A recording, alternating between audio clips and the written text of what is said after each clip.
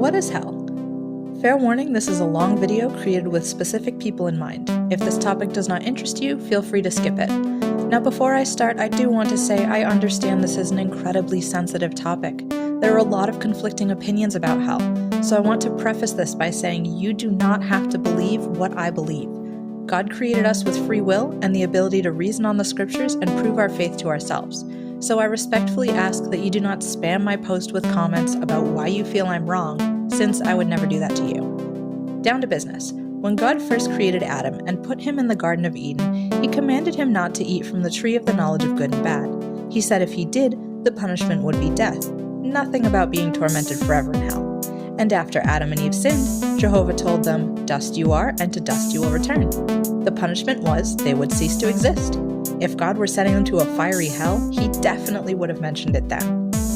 Also, did you know that good people have gone to hell? At Acts chapter 2 verse 31, we're told Jesus Christ himself went there when he died. Was Jesus a sinner? Obviously not, since he was perfect. So here, hell must just mean the grave. So let's take a look at the word hell. Many modern English translations actually do not use the word hell. Instead, they use more accurate expressions like the grave, the realm of death, the dead, or they just transliterate the Greek word as Hades. Now, there are some people that are so wicked they are beyond repentance, like some of the hypocritical religious leaders in Jesus' day. When they die, they don't go to hell, but to Gehenna, as we see in Matthew chapter 10, verse 28. Gehenna was the Greek name for the Valley of Hinnom, which was located south-southwest of ancient Jerusalem. It was an area that was used as a garbage dump in Jesus' day. There was a fire that was kept burning constantly to destroy all the refuse, so Jesus used it to symbolize complete and everlasting destruction. But what about verses like Matthew 25 verse 41, which says there will be a judgment period when Jesus would send the goats, mentioned in verses 32 and 33, into the everlasting fire prepared for the devil and his angels? Was Jesus saying literal goats would be thrown into hell? Of course not. The goats symbolize wicked humans, like the hypocritical religious leaders I mentioned before. If Jesus spoke symbolically in verse 33, wouldn't it make sense he would also be speaking symbolically just 8 verses later? Do you think the devil and his angels, spirit creatures, could be burned by literal fire?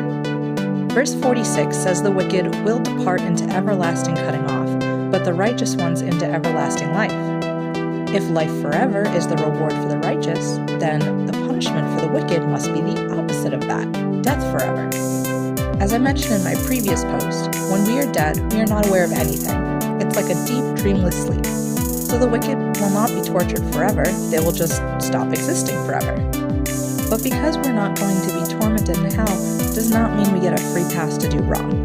Jehovah God tells us only those who get to know him and Jesus Christ will receive everlasting life.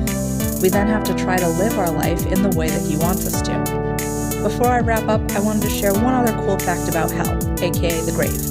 It won't be around forever. Revelation 20 verse 13 tells us the dead will be delivered from hell and brought back to life, which I'll talk about in my next post. Then verse 14 says death and hell would be cast into the lake of fire. After everyone is resurrected, God will destroy the grave forever and death will be no more. So to recap, God never mentioned eternal torment as a punishment for sin. He just said we would die and become dust. Good people have gone to hell, including Jesus, so hell cannot be just for sinners. Hell actually means the common grave of mankind, so many modern-day translations of the Bible have replaced hell with phrases like the grave or the realm of death to be more accurate. Finally, Gehenna is not another name for hell. It symbolizes the everlasting destruction of Satan, his demons, and the wicked. I hope you found this information interesting.